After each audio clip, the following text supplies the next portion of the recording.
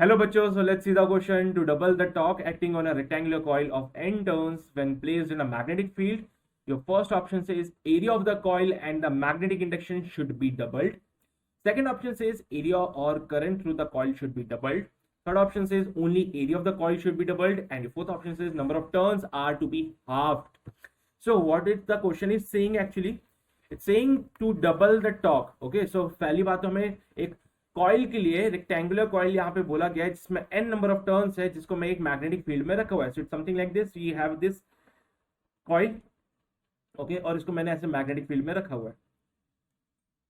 Rectangular coil है, n number of turns है, इसमें n टर्न्स का कॉइल है ये, है ना. इसके लिए अगर मैं टॉर्क का फॉर्मूला लिखूं, सो torque comes out be nothing but mb sin theta.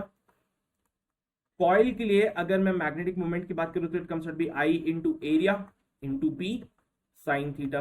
अब क्योंकि इसके पास में n नंबर ऑफ टर्न्स थे तो मुझे इसको n से भी मल्टीप्लाई करना पड़ेगा, तो it can be written as n से मल्टीप्लाई कर दीजिए. ओके, क्योंकि एक सिंगल कॉइल के लिए अगर हम लिखते हैं तो मैग्नेटिक मोमेंट को लिख सकते हो आप I into A, magnetic moment को लिखते हो I into A for single turn. लेकिन अगर n टर्न्स की बात आती है तो इसको n से मल्टीप्लाई करना पड़ता है, so it can be written as NIA, right.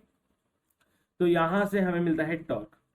अब बोला गया है कि टॉर्क को मुझे डबल करना है, टॉर्क को डबल करना है. So you can see there torque is proportional to the number of turns, proportional to the current, proportional to the area of cross section and proportional to the B. चलिए भाई, क्या बोला गया है? अगर मुझे टॉर्क को डबल करना है तो एरिया डबल करना पड़ेगा. Area of the coil and the magnetic induction should be double. नहीं, अगर एरिया और मैग्नेटिक इंडक्शन को आपने डबल कर दिया तो टॉर्क बन जाएगा 4 टाइम्स, तो ये अपना ऑप्शन नहीं होगा. एरिया और current through the coil should be doubled.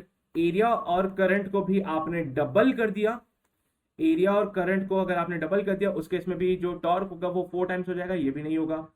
Only area of the coil should be doubled. सिर्फ एरिया को डबल करूंगा तो टॉर्क यहां से डबल हो सकता है. Yes, this is possible. अगर आपने एरिया को डबल किया तो टॉर्क डबल हो सकता है, because torque is proportional to the area of cross section. तो यस, हमारा सी ऑप्शन बिल्कुल सही होगा. Number of turns have to be half. अगर नंबर ऑफ टर्न्स को हाफ कर दिया तो टॉर्क भी यहाँ पे हाफ हो जाएगा, तो ये भी हमारा ऑप्शन गलत है. So our final option is option number C. So I hope you got the concept of this question. All the very best.